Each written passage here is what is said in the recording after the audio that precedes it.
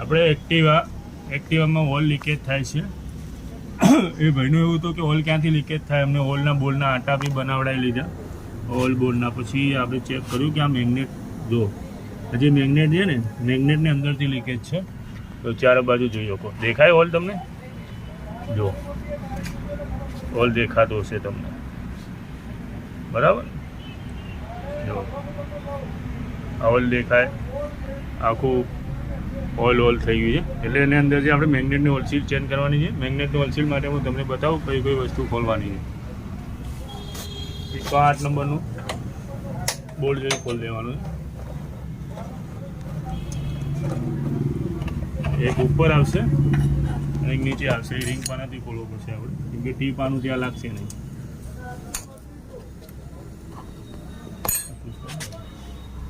જો આવી રીતે આપણે 2 બોલ્ટ ખોલી દીધા હતા, એ 2 45 ઇંચના હવે તો બહાર આવી જાય. જો ઓઇલ લીકેજ જુઓ તમે, કેટલું ઓઇલ લીકેજ છે. જો આ કવરમાં બી જોઈ શકો, જો છે ચારે બાજુ લીકેજ છે. એના માટે આપણે શું કરીએ કે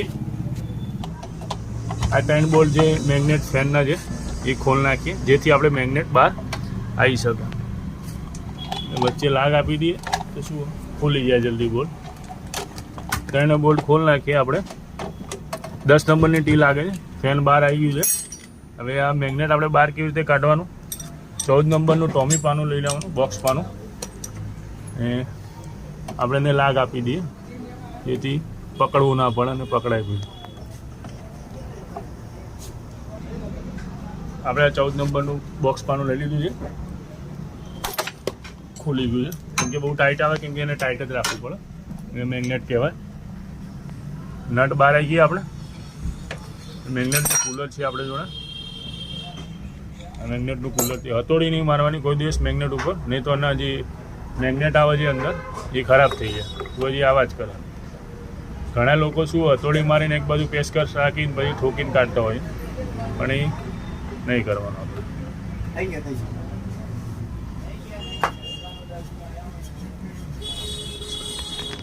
હવે આપણે એને મસ્ત ટાઈટ કરવું પડશે.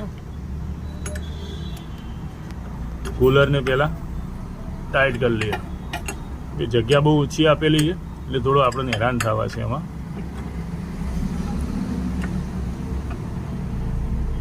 જ્યાં સુધી ટાઈટ નહીં થાય ત્યાં સુધી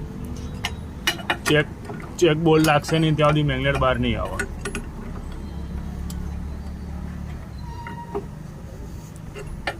પ્રોપર ટાઈટ